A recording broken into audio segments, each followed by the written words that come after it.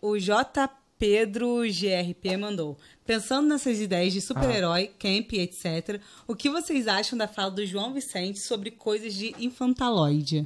Você chegou a ver essa parada? Eu não vi, não. Então, o Gregório e o João Vicente, eles estão com um podcast dentro do Porta dos Fundos, e aí eles conversam, uma conversa meio descontraída.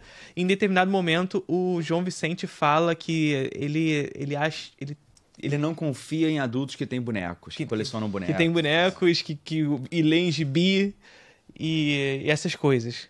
Que acha que é um adulto infantil quem faz isso. Basicamente isso.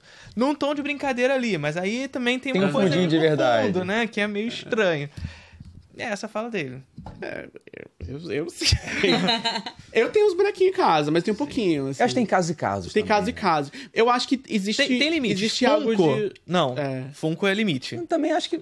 Há limites. Cara, assim, Funko não. Eu odeio cagar regra no que as pessoas fazem com o dinheiro delas. Eu também. Essa é a questão pra mim, esse. sabe? Essa é a Ao questão mesmo pra mim. tempo, eu acho muito esquisito o cara que tem 40 anos e ele tem a mesma relação com o Batman que ele tinha quando ele tinha 10 anos. Você pode continuar gostando do Batman, tá tudo bem. O link do quadrinho de Sargento, que sou apaixonado, meu amigo, ele adora Batman e quadrinhos, só que ele dá uma leitura adulta. É isso, amadureça junto com essas coisas. Tem uma relação diferente. É isso, pra mim. Mas o cara fica lá, estragou minha infância, não sei o quê. Não, isso é muito esquisito. E aí tem uma coisa, eu realmente, eu não localizaria isso no boneco, ou no gibi, ou no produto, ou no consumo. Eu localizaria, eu acho que existe algo de... Existe uma infantilização, eu acho. Total. Na forma como a gente se relaciona com a mídia. O Alan Moore não tá totalmente errado, né? Mas você não acha que talvez até mesmo essa maneira de enxergar o super-herói como algo sério infantiliza de alguma maneira?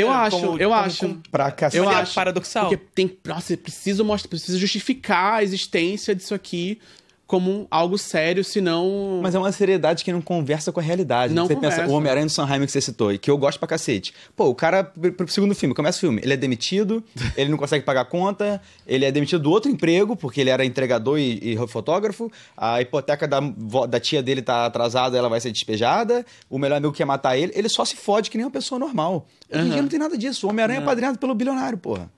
Não tem mais essa realidade. Não tem mesmo. E é tudo... Principalmente nos filmes da Marvel, né? Mas da DC também, assim. Você tem uma coisa muito militar.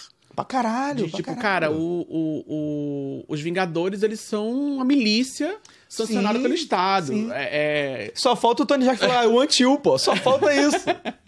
E aí você fica assim, enquanto que você tinha ainda, assim... Tudo bem, nos Vingadores eu não sei se é o melhor exemplo de quadrinhos, mas assim, se você pegar o que se fazia nos anos 60, era muito diverso, assim, você tinha super-heróis em diferentes lugares da sociedade, e o próprio Superman mesmo, que as pessoas torcem o nariz hoje, assim, ele começa a história dele como defensor daqueles que não podem se proteger. Então acho que no primeiro, no segundo volume, ele salva uma mulher que tá apanhando do marido.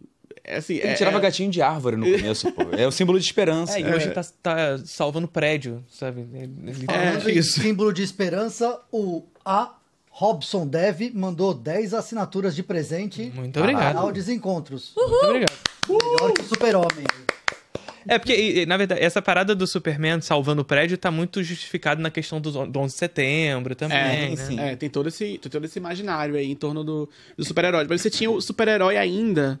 em muitos casos, não só no caso do Homem-Aranha e não só no caso dos X-Men, do super-herói como pária da sociedade. Pô, eu sou pária da sociedade, eu preciso me esconder, eu preciso colocar uma máscara, porque o fato de eu estar aqui defendendo as pessoas que precisam de defesa me coloca como alvo, me coloca como as pessoas estão em perigo, eu tô fazendo uma coisa que não é, que é contra o establishment, que é contra o status quo. Ainda tinha essa...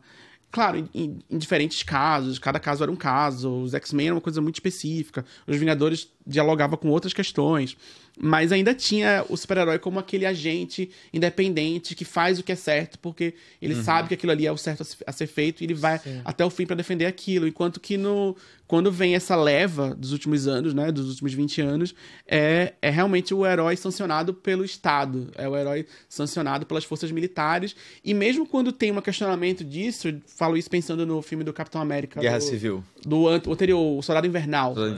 Soldado Invernal é um filme de ansiedade com 11 de setembro. Então você tem ali hipervigilância, o Estado tá colocando câmera em tudo que é lugar, tem todo aquele clima de E aí o Capitão América vai lá e fala, mas será que isso é certo mesmo? Você tá querendo...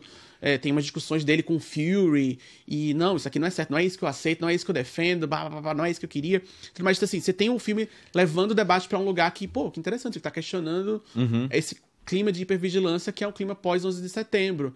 Mas aí tem o plot twist lá, não, na verdade isso só aconteceu porque a SHIELD foi hackeada pela Hydra. Ah, então tá tudo bem, só deu errado porque... Os alemães invadiram. Os alemães invadiram, pufa! Sabe? Aí você tem... vai pra um... Sempre acaba legitimando, sabe? Alguma coisa. Então, se deixar isso aqui na mão certa, a gente tem um aparato aqui. Esse aparato na mão certa, ele resolve. Sim. Não questiona o aparato. Sim. E não questiona quem tá por trás até do aparato, né? É sempre o inferno são os outros, é sempre o outro. São os outros, os infernos são os outros. O Thanos veio lá do espaço e causou um monte de problema. Não tem problema interno, não tem injustiça do lado de dentro. Que é literalmente a ideia da Guerra ao Terror, né? Que vem até desde o Vingador 1, não é nem o Thanos só. O Vingador 1 é os o Vingador 1 é o exército do Thanos a comando do Loki. Mas era os Kree ou era... Ah, não lembro. Não, o Kree é depois. Era o... Screws. Não, Screws é outra coisa. É o... Esqueci, tem um nome... Chitauri, isso. Eles chegam em Nova York... O primeiro Vingadores é uma alegoria do 11 de setembro. Total. Ele vai ser administrado ali nos próximos filmes como se fosse o 11 de setembro. Em Nova York. Prédio mais importante aquela tragédia que aconteceu em Nova York. O Tony Stark ele vai entrar em modo de estresse pós-traumático, poderia ter feito mais e não fiz. Tudo em nome essa grande tragédia que aconteceu em Nova York. Eu estava lá vivendo aqui, de repente veio algo de fora e destruiu Nova York. E o clima de vigilância lá do Capitão América Soldado Invernal é consequência do Vingadores.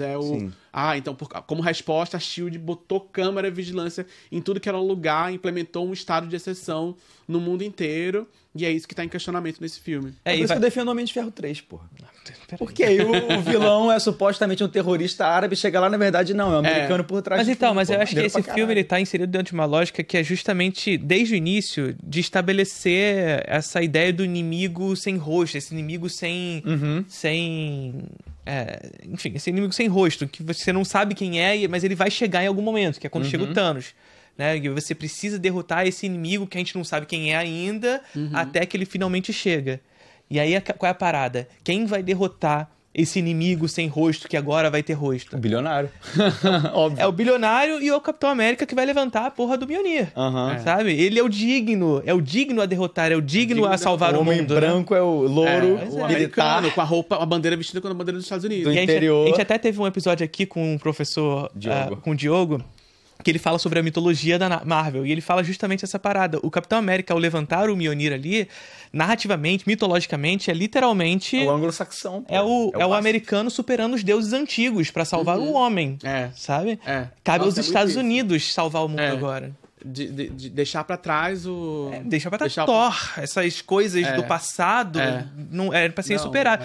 O Thor, ele é representado nesses últimos filmes como um cara barrigudinho, sem ele foi superado, né? Ele foi superado pelo Capitão América. É aquele cara que vai salvar o mundo. Né? Do Thanos, esse cara que era o cara sem rosto da Guerra.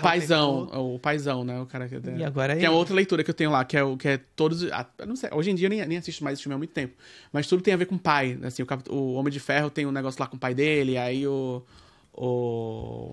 Thanos é pai da Gamora. O Thanos, ele se comporta como um paizão. Ele sabe o que é melhor pro mundo. Sim. Um pai abusivo, assim. Ele sabe o que é melhor pro mundo. Olivia e ele vai fazer o que for possível, porque ele sabe, ele é o paizão. Eu vou fazer isso aqui. Você não entendeu ainda que isso aqui é bom pra você. Eu vou fazer porque é o melhor pra você. O Thanos é o paizão.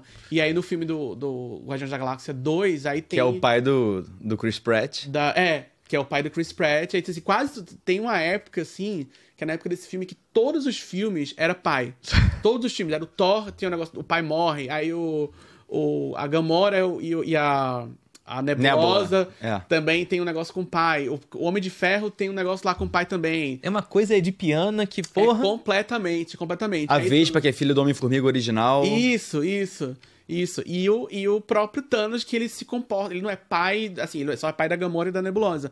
Mas ele se comporta como esse pai abusivo que toma eu vou tomar essa decisão difícil que você não tem a capacidade de tomar porque você não entendeu ainda. Tipo, uma criança, assim. Você não sabe ainda, mas isso aqui eu tô fazendo isso pelo seu bem. Assim, vou cometer um genocídio pelo bem das pessoas que vão sobreviver. E é isso.